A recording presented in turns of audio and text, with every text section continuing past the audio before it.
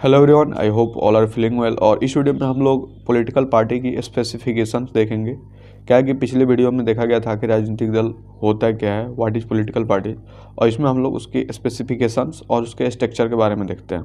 तो सबसे पहले स्पेसिफिकेशन की बात करें तो राजनीतिक दल की संरचना में कुछ ऐसी विशेषताएँ हैं जो इन्हें अन्य समूह से अलग करती है।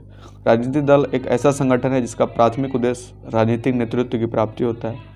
इसमें दल का नेता संगठित अल्पतंत्र कार्यकारिणी द्वारा विधायिका पर अधिकार हथियाने का पूरा प्रयत्न करता है। सामाजिक एवं आर्थिक उद्देश्यों को लेकर उप संरचनाएं एवं समितियां होती है जो भौगोलिक सीमाओं, सामाजिक समग्रताओं के आधार पर होती है। दल में कई परस्पर विरोधी समूह किसी उद्देश्य तथा राजनीतिक विचारधारा को लेकर साथ जुड़े रहते हैं। हर राजनीतिक दल में अल्पतंत्र होता है। प्रथम अवस्था में शक्ति का केंद्रीकरण कुछ अनुभवी नेताओं के हाथ में होता है जो प्रमुख पदाधिकारी होते हैं, जबकि दूसरी अवस्था में दल का संगठन एक विशेष स्तरीकरण व्यवस्था में विभाजित होता है और हर स्तर पर कुछ स्वायत्तता पाई जाती है। दल में सदस्यता निरंतर बनी रहती है। एक सदस्य दूसरे सदस्य को दल की गतिविधियों की जानकारी देते रहते हैं। नए सदस्य के लिए दल में सदस्य द्वारा हमेशा खुले रहते हैं सतासी। यही एक खुली संरचना होती है। कुछ लोग दल के सदस्य इसलिए होते हैं उन्हें समाज में उसके कारण एक विशेष स्थान मिल जाता है। उपयुक्त लक्षणों द्वारा राजनीतिक दल को अन्य संगठित से भिन्न करके देख सकते हैं। राजनीतिक दल का गठन समाज व्यवस्था की दो विशेषताओं द्वारा पाया जाता है। राजनीतिक शक्ति का आधार वोट है, अर्थात विधायिका का निर्धारण मतदान प्रणाली से किया जाता है। विभिन्न समूहों में शक्ति के लिए परस्पर प्रतिस्पर्धा होती है, अर्थात राजनीतिक शक्ति को सत्ता हथियाने के लिए परस्पर होड़ रही होती है। संरचना की बात करें तो मॉरिस डुवर्जनर ने राजनीतिक दल के सामाजिक संगठन का महत्वपूर्ण विश्लेषण प्रस्तुत किया है। उन्होंने दल के संगठन को 4 सूत्रीय वर्गीकरण द्वारा समझाने का प्रयास किया। वे वर्ग निम्नलिखित हैं: सम्मित, शाखा, पोस्टर और नागरिक समूह। कॉकस दल के जाने पहचाने लोगों का एक लघु समूह कहा जाता है जो न अपने विस्तार और न ही अपनी भर्ती में रुचि रखता है। वास्तव में यह एक बंद समूह है जिसकी प्रवृत्ति अर्ध अस्थायी होती है। केवल चुनाव के समय ही कॉकस अधिक सक्रिय होता है तथा चुनावों के बीच के समय में यह निष्क्रिय रहता है। इसके सदस्यों की न्यून संख्या इसकी शक्ति का माप नहीं है, क्योंकि इसके सदस्यों का व्यक्तिगत प्रभाव, शक्ति एवं क्षमता उनकी संख्या से काफ़ी अधिक होती है। अतः इन्हें ख्याति प्राप्त सदस्यों की संख्या की अपेक्षा उनका प्रभाव एवं क्षमता अधिक महत्वपूर्ण है। डॉर्जनर ने फ्रांसीसी रेडिकल पार्टी और 1918 से पूर्व की ब्रिटिश लेबर पार्टी को इसका उदाहरण बताया। मताधिकार के विस्तार के साथ कॉकस प्रकार के दल का ह्रास हो जाता है।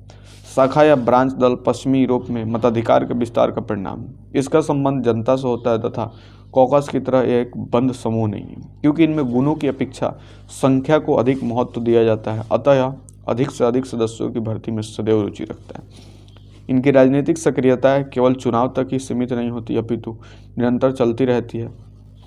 ब्रांच कॉकस की अपेक्षा बड़ा समूह है, इसलिए इसका संगठन अधिक होता है तथा इसमें कॉकस की अपेक्षा अधिक एकीकरण पाया जाता है। इसमें संस्करण तथा कर्तव्यों का विभाजन सुस्पष्ट होता है तथा स्थानीयता एवं संकरणीयता का भी आभास पाया जाता है। इसमें अधिकार केंद्रीकृत दल संरचना होती है और प्रारंभिक इकाइयाँ निर्वाचन क्षेत्र की ही भांति भौगोलिक आधार पर संगठित होती है। यूरोप के समाजवादी दलों में ब्रांच के सभी लक्षण पाए जाते हैं।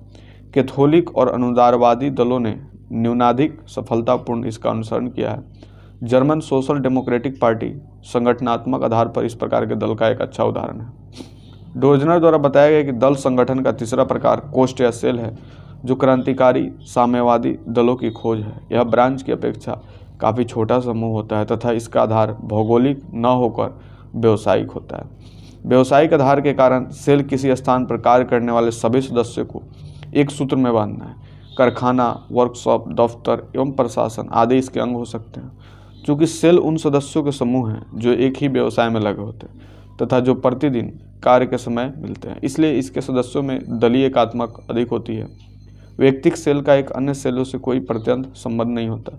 सेल का संगठन अनिवार्य रूप से षड्यंत्रकारी होता है और इसकी निर्माण शैली इस बात का पक्का इंतजाम करती है कि एक सेल के नष्ट होने पर संपूर्ण दल संरचना संकट में पड़े, क्योंकि एक ही स्तर पर पृथक पृथक इकाइयों के बीच कोई संपर्क नहीं रहता। यह गुप्त सक्रियता के लिए सबसे उपयुक्त माध्यम है। इसकी गुप्त सक्रियता मुख्यतः